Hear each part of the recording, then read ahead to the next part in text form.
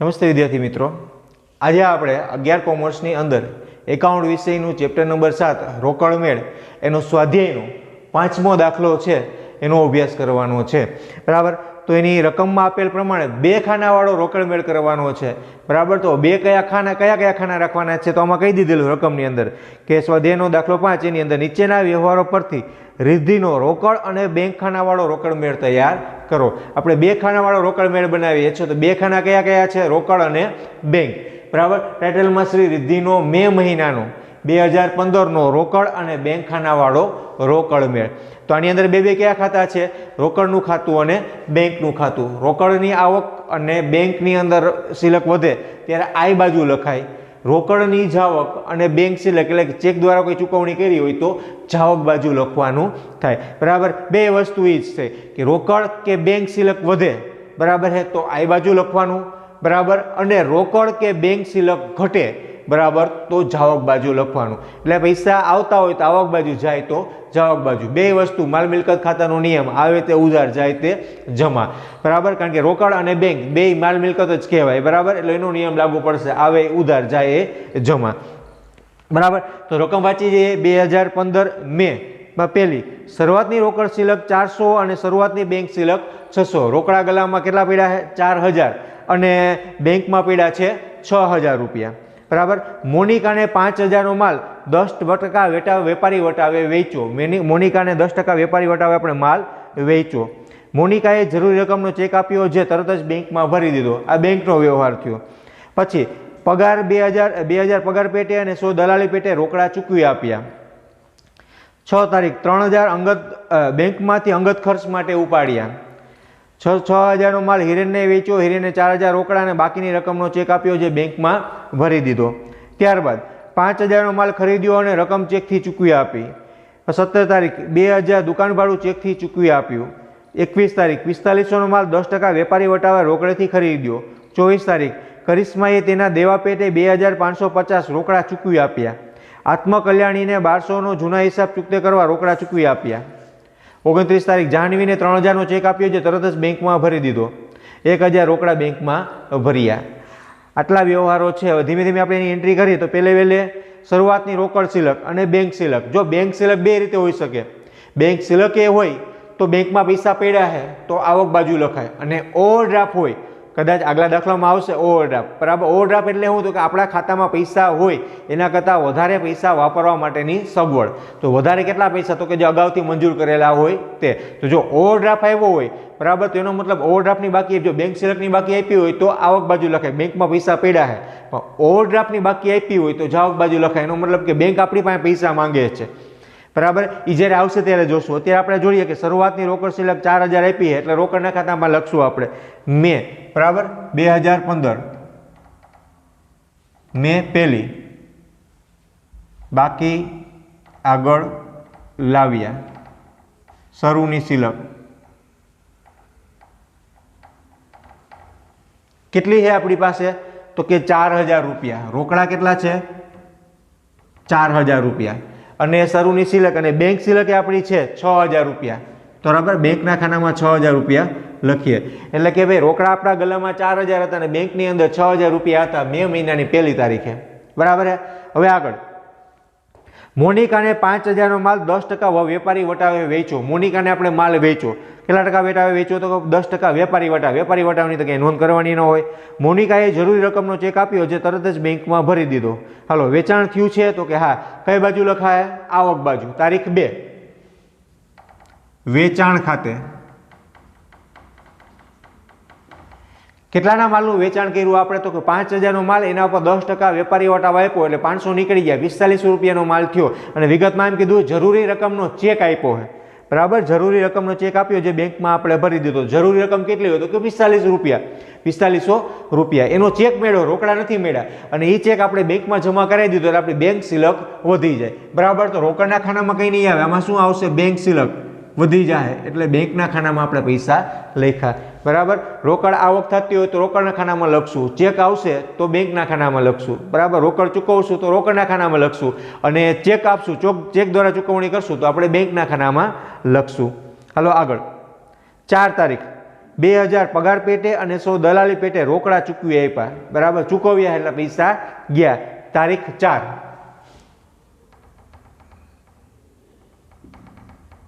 હાલો, શેના પેટે ચૂકવા આપણે? તો કે ભાઈ પગાર પેટે 2000 રૂપિયા, એટલે લખશું અહીંયા પગાર ખાતે. રોકડા ચૂકવા એટલે રોકડા ખાનામાં લખીએ આપણે 2000 રૂપિયા. પછી દલાલી પેટે 100 રૂપિયા, એ જ તારીખે દલાલી ખાતે 100 રૂપિયા, બરાબર. બે વસ્તુ રોકડમાં ચૂકવી એટલે નોંધ રોકડના ખાનામાં કરી, બરાબર. આગળ 3000 બેંકમાંથી અંગત ખર્ચ કરવા માટે ઉપાડ્યા. અંગત ખર્ચ કરવા માટે 3000 રૂપિયા બેંકમાંથી ઉપાડ્યા. બેંકમાંથી પૈસા ઉપાડ્યા એટલે પૈસાની જાવક થઈ, બેંક સિલક ઘટી ગઈ એટલે જાવક થઈ. એ પૈસા ધંધા માટે આવ્યા તો કે ના? ક્યાં ગયા? તો કે અંગત ખર્ચ માટે ગયા. તો ધંધાનો માલિક ધંધામાંથી જો અંગત ખર્ચ માટે પૈસા લઈ જાય તો એને કહેવાય ઉપાડ, બરાબર. જે અંગત મૂડી ધંધામાં લઈ આવે તો એને મૂડી કહેવાય. તો ધંધામાંથી પૈસા પોતાના અંગત ખર્ચ માટે વાપરે, બરાબર, તો એને ઉપાડ કહેવાય, બરાબર. આ ધંધાનો ખર્ચ નથી. તો એ કેવી રીતે લઈ ગયો હોય? તો કે ભાઈ બેંકમાંથી ઉપાડ્યા એટલે બેંક સિલકમાંથી લઈ ગયો હોય પૈસા, બરાબર. 6 તારીખ, તો એને કહેવાય અહીંયા ઉપાડ ખાતે. શું કહેવાય? ઉપાડ ખાતે. પૈસા રોકડા લઈ ગયો તો કે ના? બેંકમાંથી ચેક દ્વારા ઉપાડ્યા. કેટલા ઉપાડ્યા? તો કે 6000. તો બેંક સિલક ઘટી ગઈ. 6000 છે ને, 3000 રૂપિયા, સોરી 3000 રૂપિયા અહીંયા બેંકમાંથી ઉપાડ્યા, બરાબર. તો 3000 રૂપિયા બેંક સિલક ઘટી ગઈ.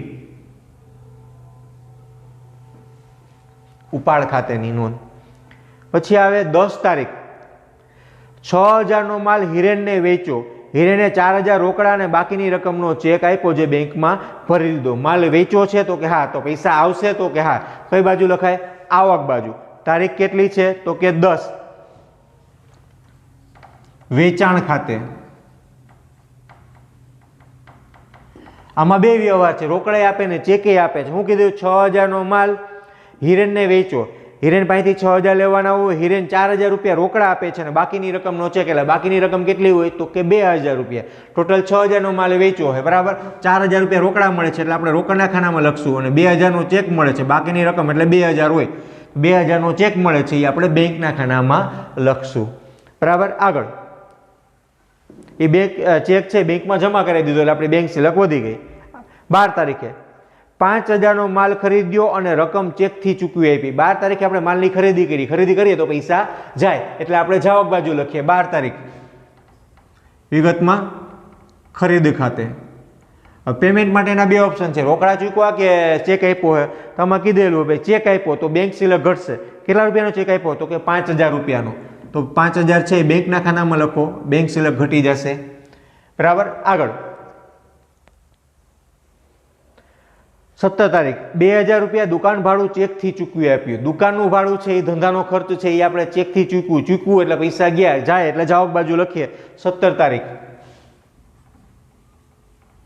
દુકાન ભાડા ખાતે. દુકાન ભાડા ખાતે કેટલું ચૂકવું આપણે? તો કે 2000. કેવી રીતે ચૂકવું? તો કે ચેકથી, બરાબર. તો બેંકના ખાનામાં લખાય બેંક સિલક ઘટી ગઈ, બરાબર. ચેક આપીએ એટલે આપણે બેંક સિલક ઘટે, ચેક જમા કરાવીએ તો બેંક સિલક વધે. હાલો, 4500 નો માલ 10% વેપારી વટાવે રોકડેથી ખરીદ્યો. 4500 રૂપિયાનો માલ 10% વેપારી વટાવે રોકડેથી ખરીદ્યો. રોકડા દો તો રોકડ સિલક જાય, પૈસા ગયા તો જવાબ બાજુ લખવાનું. ટૂંકમાં ખરીદી કરીએ ત્યારે પૈસા જાય. 21 તારીખ, તો અહીં લખીએ 21 તારીખ ખરીદ ખાતે, બરાબર. પૈસા ગયા, રોકડા ગયા કે ચેક આપ્યો? તો આમાં ચોખ્ખેલું કીધેલું 21 તારીખે 4500 નો માલ 10% વેપારી વટાવે. 4500 નો માલ છે એના 10% વેપારી વટાવ એટલે 450 બાદ થાય એટલે 4050 છે એ રોકડેથી ચૂકવીએ છીએ એટલે રોકડ બાજુ લખાશે 4050. 4500 નો માલ હતો, 10% વેપારી વટાવ બાદ કર્યો, 4500 માંથી 450 બાદ થાય, બરાબર. એટલે 4050 રૂપિયા. 4500 નો માલ 10% વેપારી વટાવે રોકડેથી ખરીદ્યો એટલે રોકડ સિલક ઘટી ગઈ. કરિશ્મા એ તેના દેવા પેટે 2550 રોકડા ચૂકવી આપ્યા. કરિશ્મા એ આપને ચૂકવી આપ્યા. આપણે કરિશ્મા ને કીધું હોય તો આપણે એને ચૂકવીએ છીએ. અહીંયા કેવો શબ્દ વપરાયો છે? કરિશ્મા એ, એટલે એને આપને પૈસા ચૂકવી આપ્યા, બરાબર, એટલે કરિશ્મા આપણે પૈસા ચૂકવશે તો આપણી પાસે પૈસાની આવક થાય, જાવક તો કે આવક થાય. કરિશ્મા નામની વ્યક્તિ આપણને પૈસા ચૂકવશે એટલે આપણે પૈસાની આવક થઈ. બરાબર, કરિશ્મા એ તેના દેવા પેટે 2550 રોકડા ચૂકવી આપ્યા. આપણે પૈસા આવ્યા 2550, તો આપણે આવક બાજુ લખીએ, રોકડા ચૂકવી આપ્યા એટલે 2550. કેના દ્વારા આવ્યા? તો કરિશ્મા દ્વારા. તો એ લખશું કરિશ્મા ખાતે. તારીખ 24. કરિશ્મા ને એના દેવા પેટે 2500 ચૂકવી આપ્યા. જો આવું કીધું હોત તો ને શબ્દનો ઉપયોગ છે એટલે આપણે એને પૈસા ચૂકવતા હોય, પણ કરિશ્મા એ હે એટલે એની આપણે પૈસા આપ્યા હોય એટલે આપણે આવક તરીકે લખ્યું. બેંક સિલેક્ટમાં કોઈ ફેર પડતો નથી કારણ કે એની આપણે રોકડા ચૂકવી આપેલા છે એટલે. 26 તારીખ. આત્મકલ્યાણી ને, જો ને શબ્દ આપેલો છે તો આપણે એને ચૂકવીએ છીએ. ને અને એ આ શબ્દ યાદ રાખજો. એ શબ્દ હોય તો પૈસા મળે અને ને શબ્દ હોય તો આપણે ચૂકવીએ. એ શબ્દ હોય તો પૈસા મળે, ને શબ્દ હોય તો આપણે એને પૈસા ચૂકવીએ. આત્મકલ્યાણી ને 1200નો જૂનો હિસાબ ચૂકતે કરવા રોકડા ચૂકવી આપ્યા. આપણી પાસે આત્મકલ્યાણી પૈસા માગતી હતી, આપણે એને પૈસા આપીને હિસાબ ચૂકતે કરી નાખ્યો એટલે પૈસા જાય. બરાબર, ને શબ્દ હોય એટલે પૈસા જાય. તો 26 તારીખ જાવક બાજુ લખીએ આપણે આત્મકલ્યાણી ખાતે. આત્મકલ્યાણી ખાતે કેટલા ચૂકવીએ છીએ? રોકડા ચૂકવી આપીએ 1200 રૂપિયા. તો રોકડની જાવક થઈ 1200 રૂપિયાની. બરાબર, ત્યારબાદ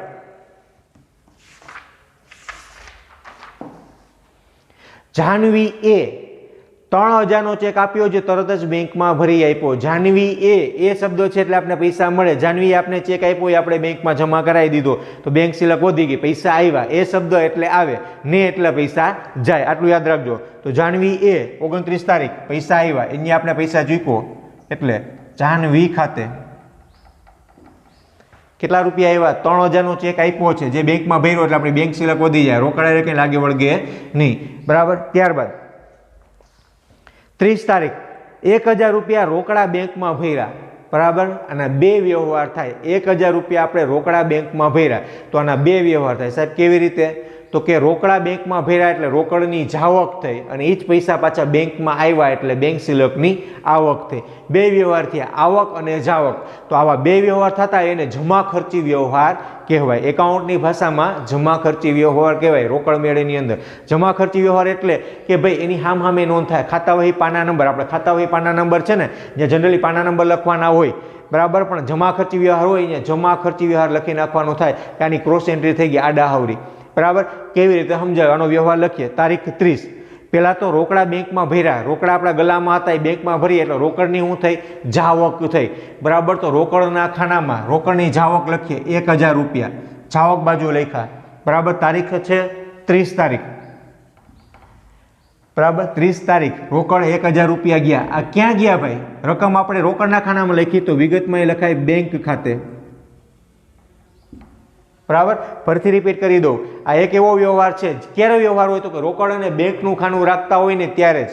બે ખાનાવાળો રોકડ મેળ હોય, રોકડ અને બેંકનું ખાનું રાખતા હોય ત્યારે જો આવી રીતનો વ્યવહાર હોય એટલે કે પૈસા ઉપાડ્યા અને પૈસા જમા કર્યા ત્યારે દરેકની બે નોંધ થાય. અહીંયા 1000 રૂપિયા આપણે બેંકમાં જમા કર્યા. બરાબર, રોકડ બેંક બેનું ખાનું રાખીએ છીએ. 1000 જમા કર્યા એટલે રોકડા સિલક ઘટી ગઈ. રોકડ ગયા તો પેલા જાવક તરીકે નોંધ લખી, રોકડની જાવક. વિગતમાં હું લખશું ક્યાં ગયા પૈસા? તો કે બેંક ખાતે.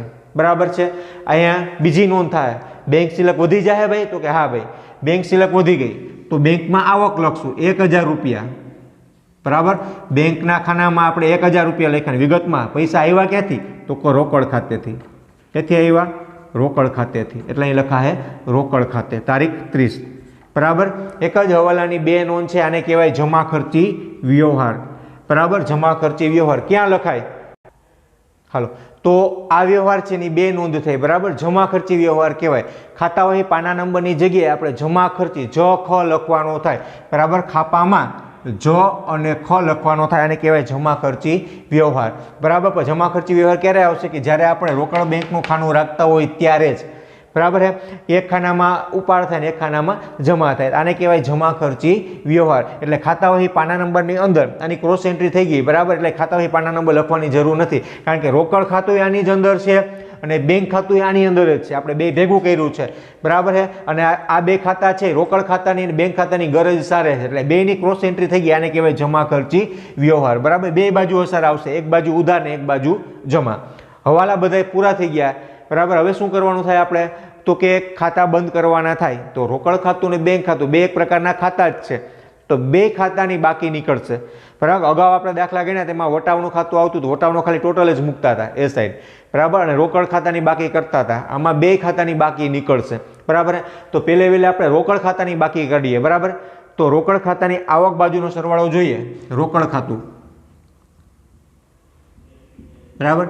તો એની અંદર પહેલા આવક, એમાંથી આપણે જાવક બાદ કરશું, બરાબર। તો આવક બાજુનો સરવાળો કરીએ તો 4000 પ્લસ 4000 પ્લસ 2550, બરાબર। રોકડની આ ત્રણ જ આવક થઈ છે, 4000 4000 અને 2550, 10550 આવક થઈ। પેલા રફમાં વર્કિંગ નોટ કરી લઈએ, 10550, બરાબર। હવે રોકડની જાવક જોઈ લઈએ, એટલે જાવક બાજુનો સરવાળો 2000 પ્લસ 100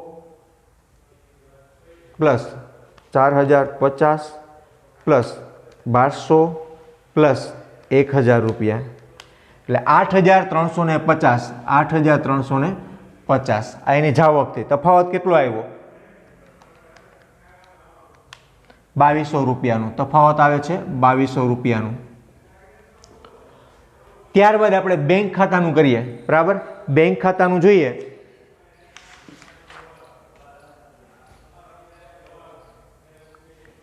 પહેલે વહેલે ઉધાર બાજુનો સરવાળો, બેંક સિલકનો સરવાળો, ઉધાર સાઈડનો સરવાળો 6000 પ્લસ 4500 પ્લસ 2000 પ્લસ 3000 પ્લસ 1000, એટલે કેટલો થયો 16500, બરાબર।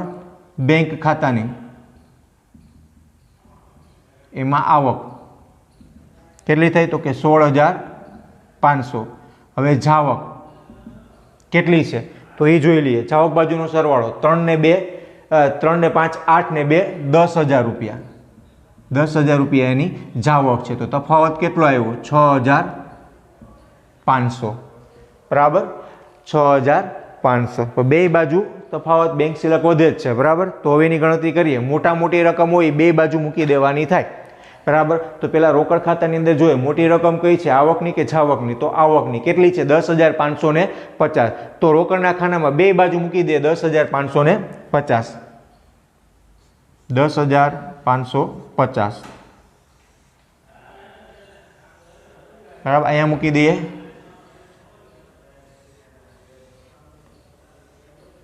10550, બરાબર। ઘટે કેટલા એ બાજુ, તો કે 2200 રૂપિયા, 2200 રૂપિયા। તો આને કહેવાય બાકી આગળ લઈ ગયા। કયો મહિનો છે, મે મહિનો, મે મહિનામાં 31 તારીખ હોય, બરાબર। તો 31મી મેના દિવસે બાકી આગળ લઈ ગયા। રોકડના કેટલા છે, તો કે 2200 રૂપિયા, બરાબર। હવે આપણે બેંક ખાતામાં જ એવી રીતના જમા બાજુ જ બાકી આવે છે, બરાબર। બાકી ઘણી ફેર એવું થાય કે બેંક ખાતાની બે બાજુ બાકી આવી શકે, જો ઓવરડ્રાફ્ટ હોય તો, એ ઓવરડ્રાફ્ટ હોય તો એટલે કે આવક હોય એના કરતાં જાવક વધારે હોય, બરાબર। તો ત્યારે તફાવત માઇનસમાં આવે, માઇનસમાં આવે તો એને ઓવરડ્રાફ્ટ કહેવાય। પણ આમાં તો આપણે બેંક સિલક જ છે, બેંકમાં 16500ની આવક છે ને બેંકમાંથી 10000ની જાવક છે, એટલે 6500નો તફાવત આવે છે, બરાબર। તો હાલો મોટી રકમ બે બાજુ મૂકી દઈએ, મોટી રકમ કેટલી છે, તો કે 16500 બેંકના ખાનાની અંદર, તો 16500 બે બાજુ મૂકી દીધા આપણે। તફાવત કેટલો આવે, તો કે 6500, તો 6500નો તફાવત આપણે અહીંયા મૂકી દઈએ, બરાબર છે। બાકી આગળ લઈ ગયા, આખરની સિલક 2200 અને 6500, બરાબર। 31મી મેના દિવસ, મહિનાની શરૂઆતમાં આપણી પાસે 4000 રોકડા હતા અને 6000 બેંકમાં પડ્યા હતા। મહિનો પૂરો થયો એટલે રોકડા 2200 રહ્યા અને 6500 બેંકમાં પડ્યા છે, બરાબર। મે મહિના પછી કયો મહિનો આવે, તો કે જાન્યુઆરી ફેબ્રુઆરી માર્ચ એપ્રિલ મે, પછી હવે જૂન, બરાબર। બે મહિનાની આખરની સિલક એ જૂન મહિનાની શરૂઆતની સિલક થઈ જાય, બરાબર છે। તો આગળ 2015 જૂન પહેલી, જૂન મહિનાની પહેલી તારીખે બાકી આગળ લાવ્યા અથવા તો શરૂની સિલક કેટલી જ રહે, તો કે 2200 રૂપિયા રોકડા અને 6500 બેંક સિલક. બેંકમાં આટલા પડ્યા રહે, બરાબર. પછી મે મહિનાનો હિસાબ કરશું ત્યારે એની આખરની બાકી નીકળશે, બરાબર. આના પરથી આપણે ખબર પડે કે મે મહિના પહેલાં કેવો હોય તો કે એપ્રિલ મહિનાની આખરની સિલક, મે મહિનાની શરૂઆતની સિલક. મે મહિનાની આખરની સિલક એ જૂન મહિનાની શરૂઆતની સિલક. ન સમજાય તો આપણો દાખલો પૂરો થઈ જાય. આ રકમ લખવાની જરૂર છે નહીં, આ ફક્ત સમજાવવા ખાતર લખેલું. આપણો દાખલો પૂરો થઈ જાય, તફાવત કાઢી લ્યો, બેની બાકી કાઢી લ્યો એટલે આપણો દાખલો પૂરો. અહીંયા ક્વેશ્ચન માર્ક મૂકવાનો થાય કારણ કે આ રકમ આપણે ગોતેલી છે એટલે, બરાબર. તમે દાખલો ગણતા હોય ત્યારે અલગ બોલપેનથી લખો એટલે ખબર પડે કે આ રકમ આપણે ગોતેલી છે, ઘટતી રકમ છે. હવે આ સરવાળો કરશો એટલે 10,550 થઈ જાય અને આનો સરવાળો છે એ 16,500 થઈ જશે, બરાબર છે. તો અહીંયા આપણો દાખલો પૂરો થાય છે. હવે આપણે નેક્સ્ટ પીરિયડની અંદર સ્વાધ્યાયનો 6થો દાખલો છે એનો અભ્યાસ કરવાનો છે. એની અંદર પણ રોકડ અને બેંકના ખાનાવાળો જ રોકડ મેળ છે, આના જેવો જ, બરાબર છે. તો એ દાખલાનો આપણે નેક્સ્ટ પીરિયડની અંદર અભ્યાસ કરશું.